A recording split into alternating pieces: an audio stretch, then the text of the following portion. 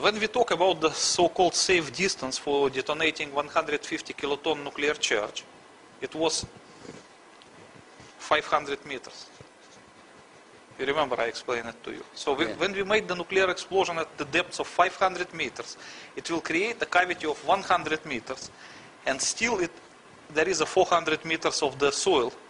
To filter. Yes, so when the radioactive gases will try to reach the surface by the crevices of the rock or whatever, they will be filtered on the way. And the thickness of filter will be like 400 meters at least. So it will tremendously decrease the radioactivity. But in the case of the World Trade Center was another story, because the tower was only 27 meters below surface, and the position of the charge was another 50 meters. So from here to here is 77 meters. And 50 meters, or even a little bit more than 50 meters, was occupied by the cavity. And the filter was not more than 25 meters, compared with the 400 here. Yes. But even this 25 meter would not serve actually as a filter, because in the next second they just fell into the cavity and just melt there, so there was no filter at all. So all the radioactive gases escaped through the open hole, just to the atmosphere. So anyone who was walking around here, or Manhattan residents, or the ground zero workers, or whoever, when they inhaled the radioactive vapor, that was their main source of the radioactive exposure.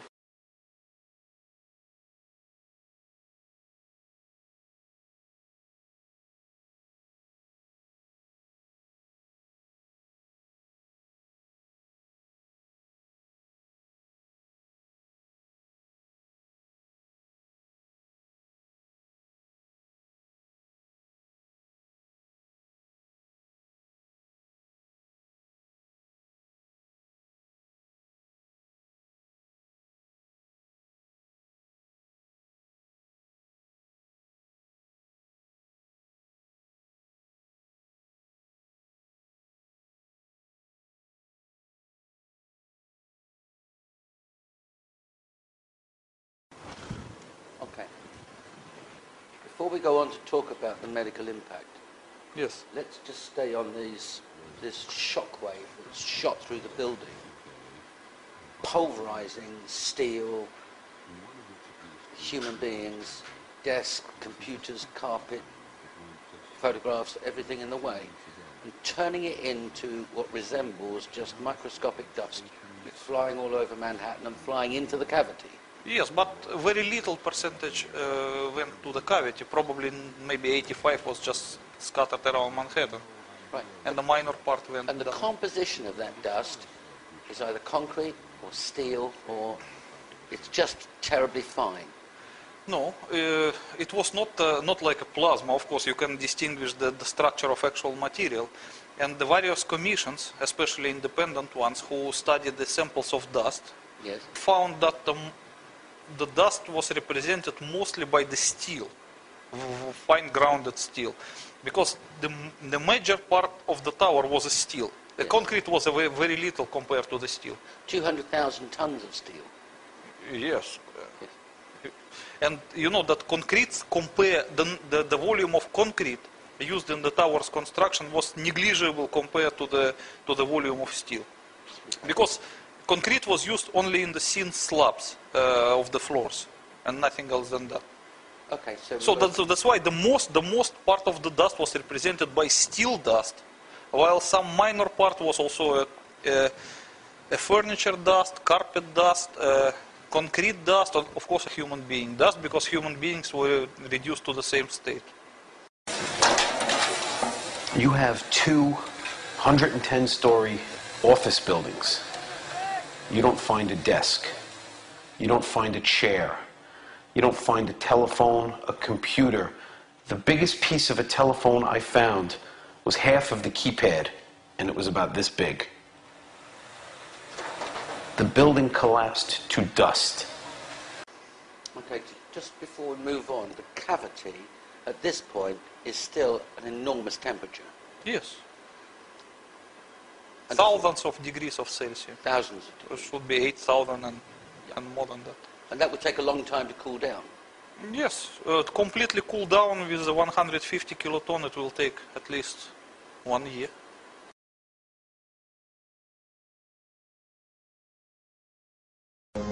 This is how it's been since day one.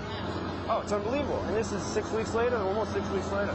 And as we get closer to the center of this, it gets hotter and hotter. It's probably 1,500 degrees. We've had some small windows into what we thought was a core at some point, and it looked like an oven. You know, it was just roaring inside. And it's just a bright, bright reddish orange color. See that stuff he's pulling out? What was that, Chief? We're gonna hold off on the water. See the stuff he's pulling out? Yeah. It's red hot. If we hit it too much steam, you won't be able to see what he's doing. Great. So 3 months later, finding molten steel Yes. in the debris doesn't surprise you in the least. No. It's perfectly understandable. In fact, in your book, you say that the only explanation for molten steel 3 months later being in the debris is the heat generated from this blast. Yes. Because you can't sustain this kind of temperature for 3 months. Sure.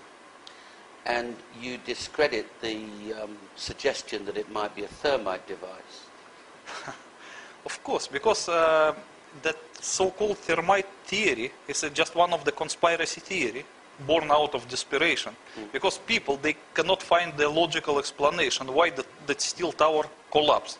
Of course, they cannot believe that it was made by kerosene, and they cannot believe that it was made by ordinary explosive because of the high temperatures. That's why they arrived to the conclusion that it was thermite. But the thermite cannot sustain that temperature for 3 months. You can see that is in the event of electric welding, that is the thermite. So how long it can be hot? 15 minutes? Not more than that. Okay. And also the thermite cannot reduce steel to dust, it can melt it. Okay. Now we've got a report, I've got it here, the 9/11 Commission report. And there must be on the Commission staff experts. And there must be, America has its own experts, but there must be experts that have looked at the same evidence that you've looked at with similar experience to you and said to themselves, that can only be one thing. It can only be a nuclear device. Yes. Because Russia's not on its own in understanding crash zones and damage zones. Americans understand them too. Of course. So they know exactly what's going on in Manhattan, and they know exactly what brought down the towers. Yes. But why aren't those people saying, just a minute, you know, this commission report's rubbish. It wasn't planes that brought the towers down, it was a thermonuclear device. Okay, when we talk about public disbelief in September 11 Commission ravings, that is understandable because more than 75% of public, maybe even perhaps more than 75% of public do not want to believe the September 11 Commission.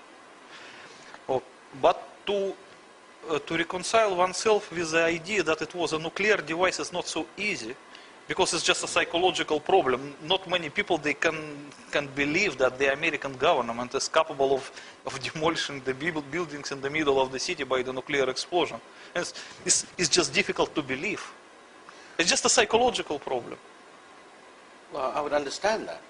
But what about that secret? I mean, are these very learned and very eminent men, Lee H. Hamilton, Thomas H. Keynes, Richard Benisti, Bob Kerry, Fred Fielding, these are senior partners in law firms, these are presidents of universities, these are patricians of note who have signed a report saying this is what's happened. Are you suggesting they're all misled? No, they are not. Because the American government was in a very awkward situation. It has divided the so-called truth in the few different levels.